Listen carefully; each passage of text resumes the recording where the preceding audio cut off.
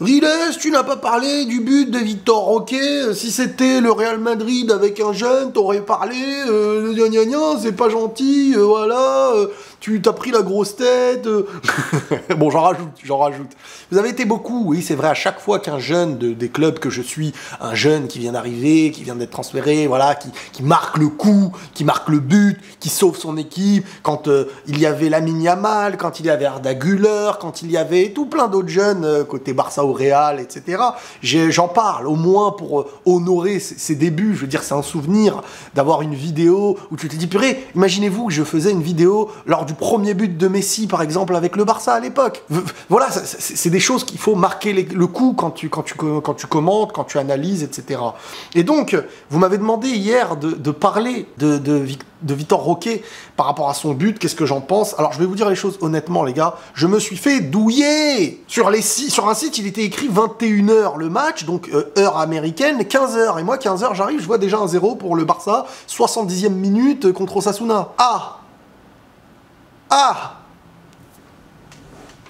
j'étais dégoûté, donc ça a fait en sorte que je ne pouvais pas commenter, je n'ai pas vu en direct le but de Victor Roque, mais ensuite j'ai réanalysé tout ça, j'ai vu, et donc je vais revenir quand même sur Victor Roque, les gars, parce que j'en ai pas beaucoup parlé de ce jeune-là. Alors beaucoup de supporters du Barça sont dans l'idée de « Bah alors, il faut qu'il joue doucement avec les jeunes, les gars. T'as Lewandowski en face. C'est un taulier. » Alors, je sais que là, beaucoup vont me tomber dessus. Il est nul en ce moment, Lewandowski, il est pas en forme, etc. Oui, mais quand t'es un coach, tu ne tèches pas comme ça ton taulier numéro 9, celui à qui t'as donné un tel salaire, celui que t'as recruté il y a 2 ans, il y a 1 an et demi, enfin bref, je me rappelle plus. Mais doucement, laissez prendre le temps aux jeunes d'être grands, parce qu'en les mettant directement devant les grands et tout, déjà ça va créer dans votre esprit une attente d'un joueur qui n'est pas encore aussi grand, et le problème c'est qu'il va subir la pression des grands à cause des grands, voilà, et ça c'est problématique. Donc doucement, t'arrives au Barça, ou t'arrives au Real, ou etc., si on te met direct titulaire comme ça, truc et tout, à moins que tu sois le joyau du siècle, et encore, parce que normalement un club comme ça vient te dire, le message envoyé à un jeune qui arrive au Barça, c'est pas de lui dire « Ah c'est bon, t'es arrivé dans l'un des plus grands clubs du monde, l'une des plus grandes institutions, et vas-y, t'es titulaire, vas-y. » Quel message t'envoies à ta jeunesse? L'objectif c'est aussi de leur dire « Les gars, maintenant t'es arrivé dans le monde des grands. Et en étant arrivé dans le monde des grands, faut bosser, faut continuer. T'as marqué ton but, c'est très bien, t'es un très bon joueur, mais il faut qu'il y ait de la critique. » Un petit peu à l'image d'Ancelotti qui parle d'Arda Güler. C'est un joyau, c'était un bon joueur, machin, mais voilà, il faut qu'il soit ceci, il faut qu'il soit cela. C'est ça l'éducation, c'est ça un jeune qui arrive dans un grand club. Alors on prend l'exemple de Lamine Yamal, et beaucoup viennent me dire « Regardez, Ancelotti ne fait pas beaucoup joueur d'Arda Güler, Lamine Yamal joue beaucoup. » C'est déjà pour moi différent. Différent dans le sens où, oui, on parle de plein de choses, mais vous inquiétez pas. Lamine Yamal, c'est qui les titulaires devant lui, et c'est qui sont meilleurs que lui devant? Au Barça en tout cas. Il n'y a pas beaucoup de choix, alors qu'au Real, Vinicius, Rodrigo, Brahim Diaz. Et en plus de ça, t'as un milieu à 4. Donc t'as pas beaucoup de place pour mettre. Et au milieu, bah si tu veux le faire rentrer en 10, t'as un milieu de malade. T'as 7 joueurs au milieu. Donc forcément, un Arda Güler, qui est dans un Real Madrid où en titulaire, t'as des joueurs top mondial, c'est pas pareil qu'actuellement, malheureusement pour le Barça, d'avoir Rafinha, Dembélé qui est parti, Ferran Torres.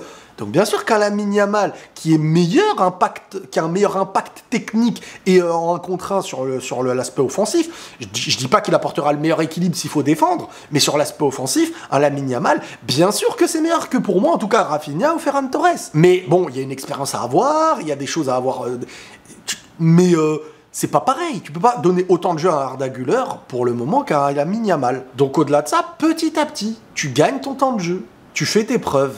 Et Victor Roque, qui arrive du Brésil, bah, dans ses déplacements, dans ses mouvements, a montré beaucoup de bonnes choses depuis qu'il est là. Une volonté, voilà, c'est un petit tigre le garçon. Et voilà, il lui manquait ce premier but, on va dire. Le problème, c'est qu'il est dans des circonstances, et ça, c'est pas toujours hyper agréable pour un joueur qui arrive, c'est que tu arrives dans un moment où ton club, bon, je veux pas dire c'est une crise, mais c'est quand même une crisouille en ce moment. Ça veut pas dire qu'ils vont pas rebondir l'année prochaine, ou tout ça, et on sait jamais dans le foot, hein, le Real qui dégringole, qui truc. Moi les gars, vous me connaissez, hein, je suis toujours pessimiste jusqu'à la victoire. Hein. Donc un jeune comme ça, il vient dans la défaite. C'est-à-dire que ses victoires, ces points positifs seront dans la défaite. Alors il faut le spécialiste, il faut le Sharingan, il faut le Sharingan footballistique pour constater que dans l'émotion négative, tu sais en tirer du positif, du talent de certains jeunes. Et là, c'est ce qui se passe avec un Vitor Roque, Lamine Yamal, des jeunes qui arrivent pas dans la gloire, qui arrivent dans des moments difficiles de reconstruction, mais qui redeviennent des reconstructions parce qu'il y a des destructions, tu vois. C'est pas la reconstruction, bon, c'est la fin d'un cycle, on reconstruit. Non, c'est la fin d'un cycle, il y a eu ce qu'il fallait pour reconstruire, tu prends une Liga et tout, et il y a une redestruction, et donc tu redis que c'est une reconstruction. Bref, ça chamboule tout. Et un Vitor Roque, bien sûr qu'avec le temps, peut s'instaurer.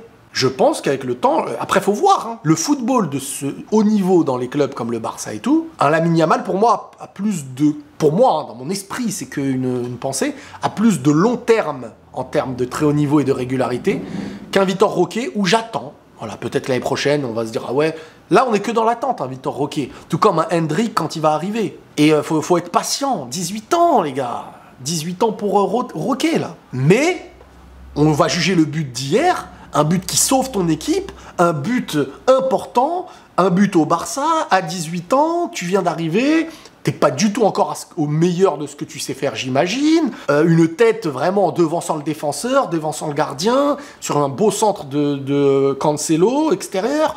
Donc, t'es un jeune là qui a tout pour être grand, mais à vous aussi d'être patient. Et ça, c'est ce qui manque beaucoup au Barça, parce que, surtout dans un moment difficile, le supporter veut de la gloire et de l'émotion positive. Donc, dans le négatif, il va toujours chercher ce qui est positif.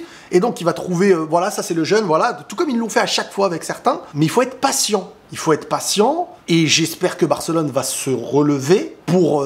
Après, on verra en Europe. Ça se trouve, ils vont montrer... Attention, hein, le visage européen et championnat, c'est pas toujours la même chose. Hein. Ça se trouve que là, ils vont tout donner en Ligue des Champions. Ils auront un visage conquérant. Peut-être qu'ils vont faire une demi. Et ils seront pas sur la si mauvaise saison qu'on pouvait croire. Tu fais demi-finale de Ligue des Champions avec un bon visage.